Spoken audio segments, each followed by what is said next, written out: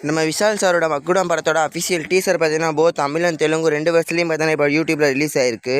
So teaser பார்க்க பார்த்தீங்கன்னா எனக்கு நல்லா தான் பார்த்தீங்கன்னா இருந்துச்சு. ஸோ டீசரில் பார்த்தீங்கன்னா பெருசாக ஸ்டோரி எதுவுமே ரிவீல் பண்ணல. மூவியில் ஃபுல்லாக பார்த்தீங்கன்னா அங்கங்கே வர்ற அந்த ஒரு சில சீன்ஸை மட்டும் வச்சுட்டு பேக்ரவுண்ட் ஸ்கோரை மட்டுமே வச்சு பார்த்தீங்கன்னா முடிச்சிட்டாங்க. ஸோ அது வேறு நம்ம அந்த டீசர் பார்க்குறப்ப லைட்டாக பார்த்தீங்கன்னா எனக்கு மார்க் ஆண்டனி ஸ்மெல் பார்த்தீங்கன்னா வந்துக்கிட்டு இருந்துச்சு. ஏன்னா இதே மாதிரி ஒரு கெட்டப் மாதிரி தான் பார்த்தீங்கன்னா மார்க் ஆண்டனிலையும் பார்த்தீங்கன்னா வருவார்.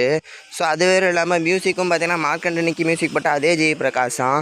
ஸோ லைட்டாக நான் ஹெவியாகவே பார்த்தீங்கன்னா அந்த வாடை வந்துக்கிட்டு இருந்துச்சு டீசரில். ஸோ அது வேறு இல்லாமல் இந்த படம் நம்ம விஷால் சார் டைரக்ஷன் பண்ணுற டெபியூட் மூவி. ஸோ மூவி எப்படி இருக்குதுன்னு பார்த்தீங்கன்னா பார்க்கவே எனக்கு ரொம்ப ஆர்வமாக தான் இருக்குது. நெக்ஸ்ட் இந்த மூவி ரிலீஸ் டேட் பார்த்தீங்கன்னா பெருசாக பார்த்தீங்கன்னா இந்த டீசரை ரிவீல் பண்ணல. ஸோ நம்ம விஷால் சாருக்கு இந்த வருஷம் 2 படம் ரிலீஸ் ஆக போகுது. ஒன்று அவரே டைரக்ட் பண்ணி ரெடி ஆகிக்கிட்டு இருக்க இப்போ மகுடம். இன்னொன்று பார்த்தீங்கன்னா சுந்தர் சி சாரில் புருஷன்.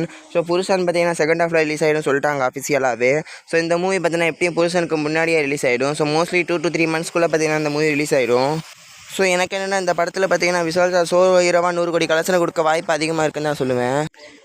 ஏன்னா இதுக்கு முன்னாடி மார்க் ஆண்டனியில் 100 கோடி கலெக்ஷன் கொடுத்ததால் அது பார்த்தீங்கன்னா 60 to 70% வர காரணமே பார்த்தீங்கன்னா எஸ்ஜே சூர்யா சார் தான். ஸோ அதனால் அந்த படம் விஷால் சாருக்காக 100 கோடி கலெக்ஷன் வந்தது யாருமே பார்த்தீங்கன்னா சொல்லலை. ஸோ அந்த படத்தில் கண்டிப்பாக பார்த்தீங்கன்னா நான் கம்பேக் கொடுப்பேன்னு வெயிட் பண்ணி பார்ப்போம்.